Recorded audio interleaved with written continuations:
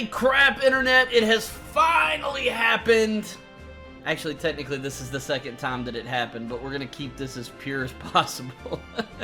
So, a day that I have been waiting for a really good, solid 15 years has come.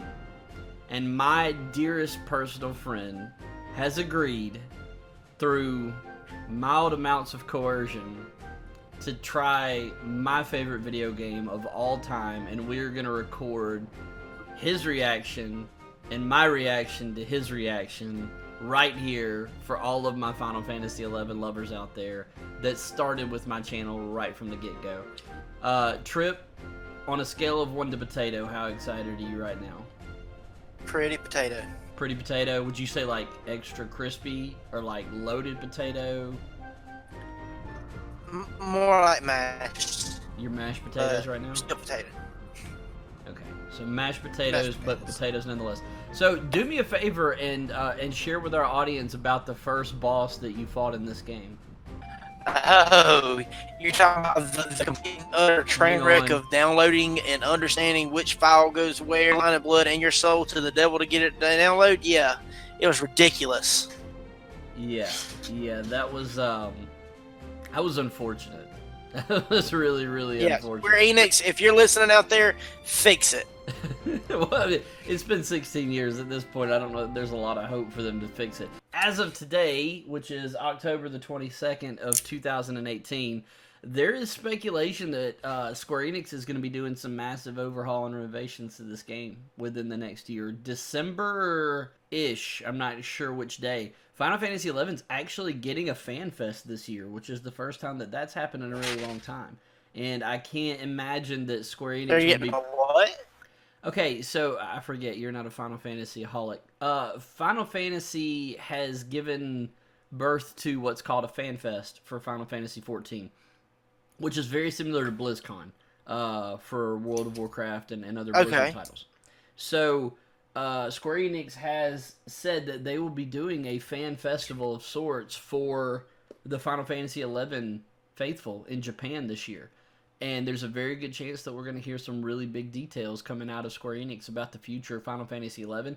It has been stated by Yoshi P, which is the creative director for Final Fantasy XIV, and he's also over Final Fantasy XI, that the game is not done. They have no intentions of closing the game. They have no intentions of stopping the monthly subscription for the game, that it is still a very popular and lucrative game for their company. So that gives me hope that we've got many, many more years to come with this game, because it is my favorite game of all time. There's no game that I've dumped more hours into, have screamed at more, have cried tears of joy and of sadness in. This game is literally, it's my history, man. It's passion. And I get to share that with you now, Trip. You know how excited Well, that makes before me. you get all... But before you get all years and years and years, I just got to survive the night first. What better way than to create characters? Let's go. All right, so give me some reactions to what's going on with this 2002 level character creation. What we got here? All right. Well, what is a hum? Mm-hmm. What are you looking at? He's all like over the shoulder. Oh, he gonna take a walk. Oh, look at him. He gonna walk. Did they fall down? I mean, like he has got don't some be serious, so sad. serious Liam Neeson stuff going on with that. Oh, he gonna run. He gonna run now. What you running for? There ain't nothing chasing him, man. Quick description for the folks out there that this is your first time ever seeing this game. The Hume is the human, obviously, of the game. That is your vanilla basic bean option. Then you've got the Elvon, which is what my main character, Androgen, is. It's what I've always played. The Elvon are kind of the elvish race.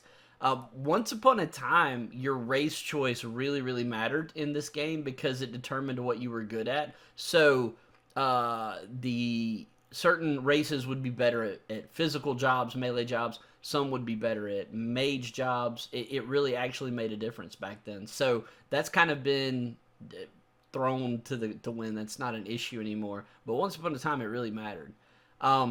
Next up, you've got the Taru, which are your adorable little onion head race, which are definitely. Oh, Yeah, aren't they amazing? oh, oh! He fell down. Poor Taru. Hey, his nose is black. You know what that means. Yeah, he He, gets a lot of things he wants around this world. I'm sure. yeah, because he's right there at pooper level. Yeah, like he like brown nose McGee over here. Well, with a run like that, you got to imagine if anybody stops suddenly, it's no wonder he's got a brown nose. Oh, that's terrible, man. So there's male and Poor little female of Tari. each. And then we get down to the Mithra is where we become gender locked. So in Final Fantasy Okay. XI, the Mithra were female only, and they're cat ladies, high dexterity in that class or race. And then you've got the Galka, which are the big, hulking, bear-looking guys, and they are male only. Actually, Oh wow, he's like yes. I grabbed things, picked him up, and put them down. I'm so big and manly. Arr. so Oh, he it punched the is. ground like Oh yeah, yeah. he's a beast. For the sake of the day, I have got to go Taru. Like there's no I've never played a Taru. I've always wanted to play a Taru because I think they're amazing. So that's gonna happen. I think I'm gonna do the same thing. I mean, something that cute, you got to give it a shot. Yes, dual Tarus. That makes me extremely happy. So we are going back to the old school, and the style choices of the characters are definitely not anything to write home about. But what we have are a handful of pre-selected heads with little faces, and yeah, it's pretty much just hairstyles in different colors. It's definitely nothing amazing, but there it is. What is he just Please quit laying rubbing? down. I mean, can you like look at me and like see what your face looks like? I mean, like that'd be helpful. You don't really have that kind of control over the characters at this point in time. You just, Well, that is terrible. Square Enix, fix it. but I get a funny feeling you'd be saying that a lot tonight. I'm gonna be a large A Taru. large Like, Taru? yeah. Is that offensive? I don't know. Ooh. I mean, if there's any Taru out there listening, I do apologize for the offense. Okay, so now I'm here. I'm here. I just picked my face, Mm-hmm. and I have a couple of different classes. I know there's more classes to this, right? You need to get into a habit of calling them jobs. Because the community, Oh. yes, the community will eat you alive about that. They are not classes in Final Fantasy XI. They are jobs. Okay, so I got to break my Warcrafts and be jobs. That's Okay, right. so You take a hand slap. these aren't the only jobs. That's right. So there are Okay. 22 total jobs in the game, and right now you have access to 6. The way the game works, and we'll definitely get into this later in the series, but essentially the other jobs that are available are not unlockable until level 30. So you'll need to hit level 30 with one of these jobs in order to eventually unlock those others. Each one has a specific quest that you have to do to unlock it, and it's very, very story driven. So that is definitely something to look forward to. Let me ask you this. So, what are you interested in doing in this game? Like, what are you thinking you're going to want to. What kind of role would you like to fill? I just want to wreck fools. Okay. Let's go. Okay, so your options to start with are going to be Warrior, which is the vanilla game tank, really. They were the only option for tank pre level 30. Monk, which is a melee DPS. They kind of do two-handed. And that's another thing. They're not called DPS in this game. They're called DDs, which stands for damage dealer. It's another thing that the community can get a little uppity about. And please, nobody in the community take that offensive, because I'm one of those people. I'm having to correct myself. So Monk is going to be a damage dealer. White Mage is your just top-notch healer. Black Mage is your top-notch magic damage dealer. Red Mage is kind of a jack of all trades, master of none. So they can do some melee, they can do some healing, they can do some magic damage. They are really, really first class at buffing and debuffing. And this game has got support jobs, which is not something that you're really familiar with, because There aren't a lot of games that do that nowadays. So what a support job would be is a job that its sole purpose in the game is to make other people do more damage, take less damage. Those are kind of the buffs that it's responsible for giving out. And then debuffing the enemy, which is like, giving them poison, blinding them, stunning them, making their accuracy go down, things like that. There's not a lot of newer games that really do that. They kind of stick to the Holy Trinity nowadays, which is tank, damage dealer, and healer. And that's not so much. This game's a lot more fluid, especially with the sub-job system, but we'll get into that later. So Red Mage can kind of do a lot of those things. And then Thief is a damage dealer, but they are more stealthy. They specialize in burst damage, I guess would be the way to say that. So what are you vibing with? What are you thinking? I like to punch things. Okay, well then Monk would be an outstanding starting option. And I'm actually going to start with Warrior because I want to level Ninja and Thief eventually. And so that would be a great place to start. So now comes the time to try a name. Well, I know everybody calls me Trip, but like one of my favorite names that I came up with when I started playing Warcraft was my homeboy Zendaro. Okay. So I'm going to be Zendaro, formerly known as Trip. Okay, I got you. All right, and then the next thing after you pick a name is you got to pick a server. And we're going to go ahead and play on the Astro server because that's home for my other character, and I feel like we'll have some options for my other character to help out if necessary later on down the road. But we're not going to do that to start with. We're going to take this fully, fresh start, brand new character.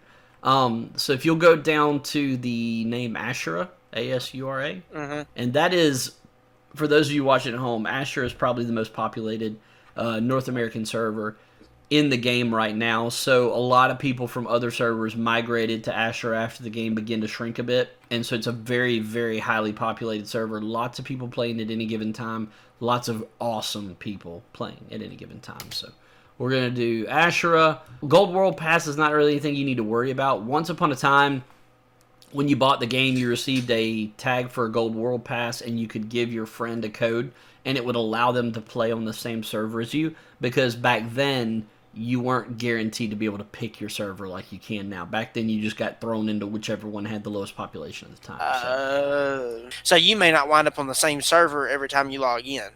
Well, you'll wind up in the same server every time you log in, but for instance, if I went out and purchased the game, now we're rewinding 15 years, okay? If I went out and purchased the game and I started a character, and then a week later you went out and purchased the game and you started a new character, without a Gold World Pass, there was no guarantee that you and I would end up on the same server. Like, you may get automatically assigned to a completely different server than what I was playing on, and we'd never be able to play together. But if I had a Gold World Pass, I could give it to you, and that would immediately bring you into my server so that we could play together. Does that make sense? That does make a whole lot of sense, Okay. which is very convoluted. Square Enix, thank you for fixing it. Yeah, that was well done, Square Enix. You have made Trip happy. I applaud you on that one. All right, so next up is going to be our nation of choice to begin with. There's Sandoria, which is very French-esque. Like, think Renaissance French, and that's a lot of what you get with Sandoria, and it's awesome. It's a great starting nation. A lot of people start there, but it's definitely not my favorite. Next up is the Republic of Bastok, and Bastok is my jam. Bastok is literally, if I were to ever go live somewhere in a video game, this is going to sound so stupid, I would want to live in Bastok. I love the city, so that's definitely where we're going to start. But you also have the option of Windurst, and Windurst is huge. It's very tropical, and it's got a lot of really beautiful aesthetics, but it's huge. And I got to be honest, I have not spent a ton of time there, and so I'm not as familiar with it. So we're gonna go with Bastok, if that's all right with you. Are you cool with that? Hey, I'm just the passenger on this ride. Just along for the ride here, huh? Okay, so let's see if it actually lets me have this character name. Player data registered. What? I am a hype right now. Player data registered. Woot! We are cooking with canola oil. I'm allergic to canola. That's really unfortunate. Couple things of note here. As the game begins, it's going to be very, very foreign to you. I'm letting you know this is very different than what you're used to.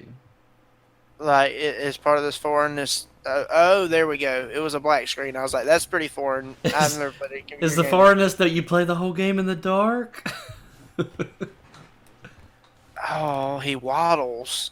Oh, he That's does. That's adorable. Oh, look at the waddle. Oh, I love this city. Oofa. What up, Oofa? All right, so I have one thing that's really cool to me. Okay. And this is from a fresh standpoint. The graphics are amazing for a game that came out in 2004. 2002 was when it was originally released in Japan. Wow. And so, I mean, really and truly, I'd have to say, in my personal opinion, the graphics have really aged well. Stylization-wise, something that Square Enix has always been known for is their art direction. Now, I would never, ever in a million years put the graphics of this game up against something like 14, okay? Or even World of Warcraft for that matter, which only came out 2 years later. But as we know, World of Warcraft has had a graphics update with the release of Warlords of Draenor. They changed a lot of the character models, and they really updated a lot of that stuff. So it looks great considering it's had no major graphical overhauls in that time frame. You're going to be in a cutscene whenever you come in. You can actually just left-click your way through those cutscenes. I'm committing a cardinal sin here by fast-forwarding through the story content of this game because, let it be known, this game has some of the absolute best story content of any game that is out there. Square Enix tells stories like no one tells stories. But it is a little cumbersome. There's no voice acting, obviously, because we're too far back in time for that. So it's all just reading, and it is a little tiresome. So go watch a Let's Play video of somebody and catch up on that. Outside of that, let's just left-click through it. Oh, this is trippy. Alright, so there's my shoes.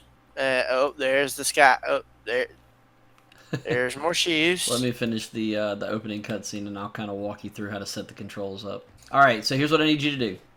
Go to your keyboard and hit the minus key in the top right of your keyboard. Go to Miscellaneous 2, and halfway down you're going to see keyboard size. For me personally, I recommend using Compact 1 because that's just the keyboard layout that I've always used and I'm the most familiar with. Alright, let's see here. Okay, so now I can turn on my directional buttons. Okay. Now, you should be able to use your mouse to mouse to the top and bottom of the screen, and it should make you look up and down. Does that work? Okay, now you should be able to mouse to the left and right of your screen. It should be able to move the camera around. Does that work? Yeah. Okay, that's how you control in this game. And yes, it's a little convoluted, but that's how it works. Alright, so the next thing that I need to do is I need to get you into a group with me, so let me remember how that works. I'm going to invite you into a group. I need you to hit your middle mouse button. And you should see a thing that says party. Alright, and you should see something that says accept invite. Do you see that? I do. Click it. Hey, we're together! Hey. Hey. You're already I have in a little different... friend now named Bumbles? Bumbles! What kind of name is Bumbles? Did you see this Taru trip whenever we were crafting him? You should have named him Fumbles. He looked like he was bumbling around to me.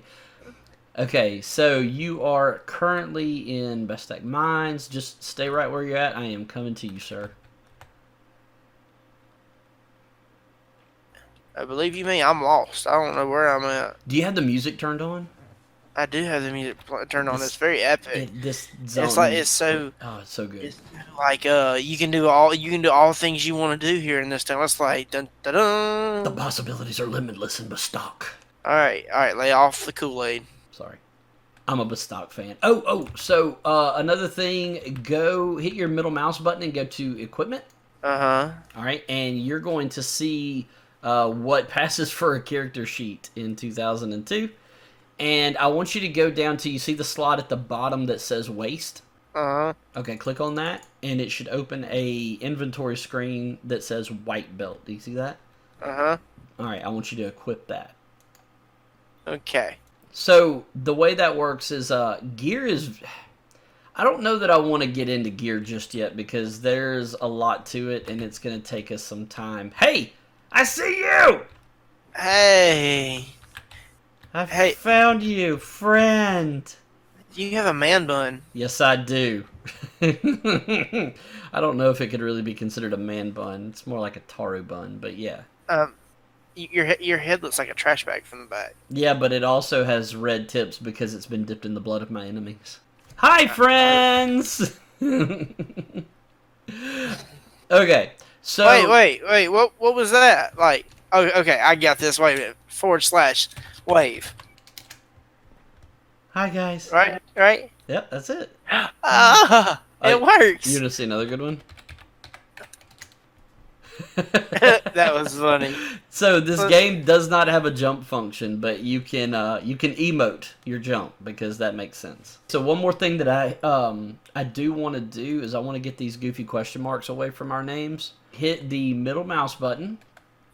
Twice. Go to help desk. All right, then go down to config.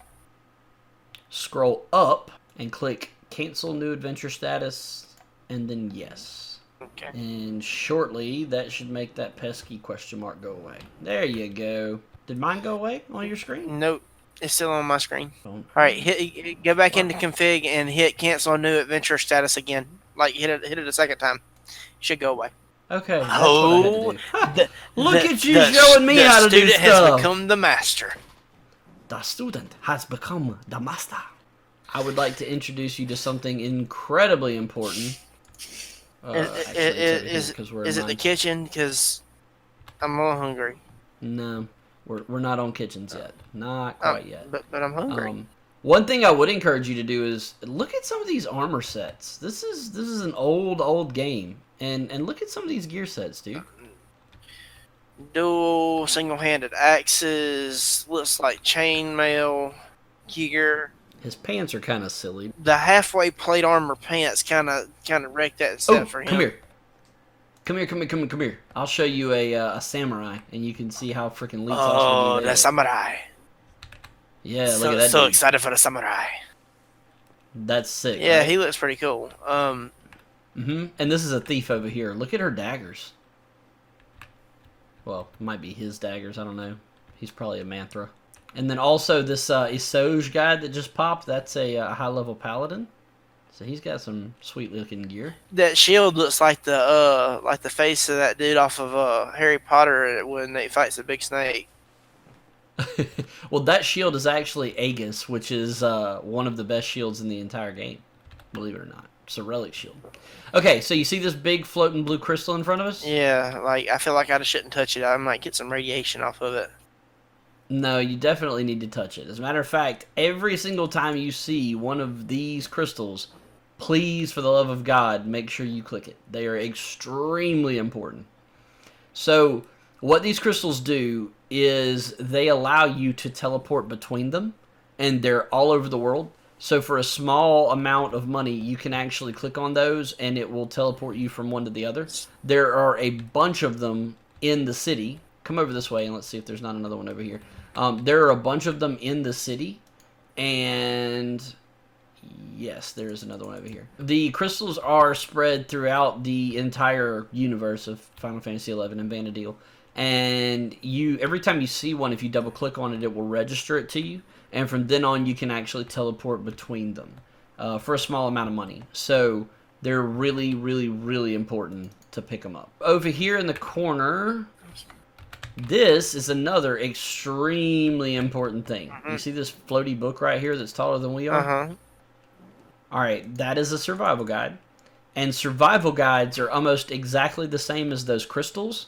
So any survival guide that you find in the world, you can teleport to from these books. Between survival guides and home point crystals, here's the big difference. So survival guides are going to be placed at the beginning of most outdoor zones and dungeons. So if you're in a dungeon area or an outdoor zone, usually you're going to be able to find a survival guide. The home point crystals are mostly in cities.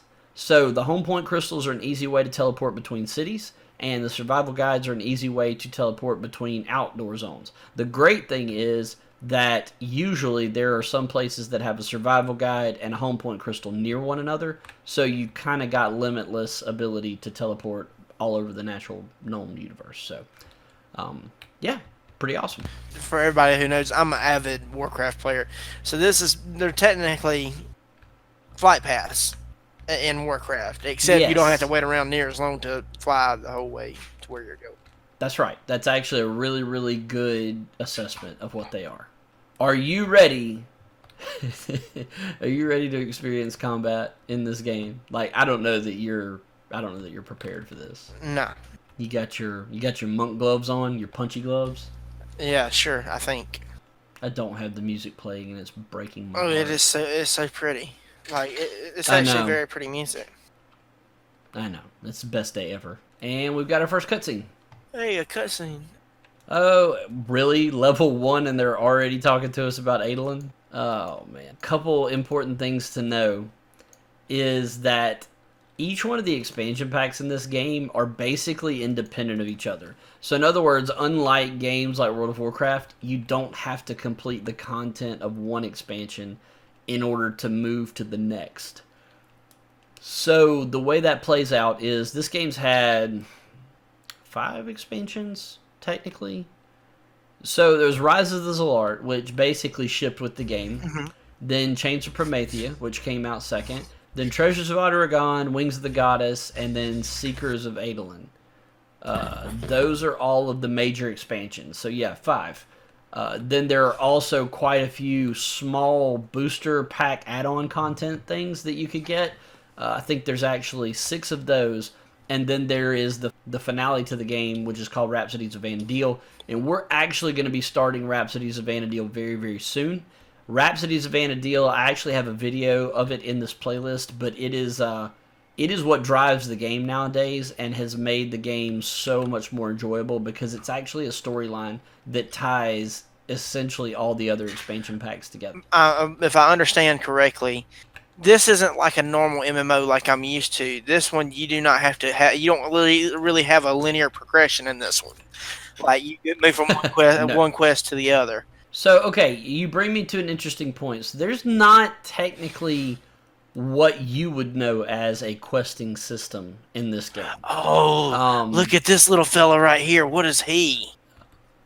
He's a little geomancer. You talking about the one with the puffball on top of his Yeah, head? he looks so cool. Like I want to be that guy. That is a geomancer. That is the strongest buff class in the entire game. Yeah, he's cool. I'm sorry, I didn't mean to interrupt you. He Mhm. was just so cool. I had to say No, something. you're fine. I have no problem with you oohing and ahhing over my favorite. Is that what I think ever. it is? It is. It's a Moogle. It is a Moogle. Oh, I love Moogles. I love Moogles. Just so all you guys know, like the reason I know Moogles are I played Final Fantasy 14 for a little while. Really didn't care for it. I bought the game and I haven't played it. I played it like 2 weeks and I gave up on it. So Andy here, he's trying to get me back involved in the whole situation. But Moogles were my favorite thing from Final Fantasy 14. Moogles and Chocobo are staples of the Final Fantasy Well, series. and not to mention, we play Monster Hunter World. If y'all want to see videos of that, comment down in the bottom. But we play Monster Hunter World, and right now they have the Behemoth on Monster Hunter World, and so I love the Moogles. Which we still have yet to manage to drop. Yeah, that's a toughie. But yeah, like I said, if y'all want to see videos on Monster Hunter World, put some comments down at the bottom. Yeah, we can definitely make that happen. Trip and I have been thinking about doing a full start over playthrough through Monster Hunter World. It's a very enjoyable game. Oh, Trip, come look. It's a pirate. A what? A pirate! Arg? He's actually a Corsair, which is one of the jobs in the game. But yeah, he's Where's he definitely at? full on pirate gear. Right here standing next to me! The Ryusen guy? Oh, he just phased in for me. Oh, he looks so cool. That's a pirate. So is there a pirate job? I mean, like a Yes. swashbuckler. Yes, there is. They're called the Corsair. Okay. All right. Yes, I want to set that as my home point. Um, All right. I have figured out that I don't like using mouse controls. So I'm going back Okay. and I'm gonna be a little old school, and I'm gonna use my directional buttons and my ASWD over here to go forward and backwards, and my directional buttons to turn side to side and look up and down. It works so much Hey, better man. for me. Whatever works for you works for me. So talk to this guy. I want you to click on "Would you cast Signet on me?" Signet. Okay. I feel like that's Yes. a curse. No, it's a blessing. It's totally a blessing. Are you sure? Absolutely. So here's what Signet does. When you have Signet active, when you're attacking enemies, it's going to allow you to accumulate crystals, which you can use for crafting, selling, a handful of different things. And then it's also going to allow you to earn points. And as you earn those points for your nation, you can later spend it on items like experience boosting rings and things like that. So you definitely want Signet up at all times whenever you're leveling in the old world. And then another quick thing that I did want to add. So earlier we clicked on set this home point crystal as our home point. Mm-hmm. And what that does is allows us that if we die, we will respawn here at this crystal. So this is kind of like our hearth point setting. This is where our Hearthstone takes us back to. Instead of it being inside of an inn, it takes us to That's this really pretty cobblestone street. Yep. All right, out we go into the world, and there's another Cutscene. All right, I want to run through this here tunnel. One thing that I want to do really, really quickly before we start punching things. I know it seems like there's a million things we got to do before we can hit things. Down here on the left, there's going to be another one of those floating books that we looked at. Floaty books, gotcha. Floaty books, that's right. Hey, what's that thing? What's it gonna do to me? What the? That scary frog lizard thing. What's up with that rock lizard? It ain't gonna bite me, is it? No, it's not going to attack you. Okay. You're safe for now, but I would not advise attacking it because we're not ready for that quite yet. All right, so this is a field manual. Field manuals are something they added much later. I want to say maybe even Wings of the Goddess era. And what field manuals do is they allow you to set a... I guess this would kind of be like a quest. So what you do is you set it up to where it's reoccurring and you kill enemies over and over. And the more enemies you kill, you fill out one of the field training exercises and it gives you bonus experience and money. And it also gives you tabs, which you can use to teleport around. So we're going to go to read about individual training. We're going to go to page 1. And it should tell you need to defeat 6 members of the bee family. Okay. And we're going to click bring it on. Oh, that's real subtle. Fix it. Fix it, Square Enix. Fix it. All right. It's time for combat. I don't want to fight. I don't fight nothing. All right. So I'm gonna go click on it, and I'm click. Okay. So right clicking doesn't work. That doesn't work. Like in Warcraft. All right. So here's what I want you to do. I want you to click on it, and I want you to left click, and you're gonna see an icon that says attack. All right. Did you find it? Okay. Now we're gonna run up to it and start beating it. I don't think you found what you thought you found. I didn't do the right thing. I can't figure out how to attack this thing. Okay, attack. Yes. All right. Okay, see, there you go. Now you're punching it. So did I. Welcome to level 1 in Final Fantasy XI, ladies and gentlemen. I hit it. Hey, I killed it. Oh. In your... Okay, so you see the treasure box?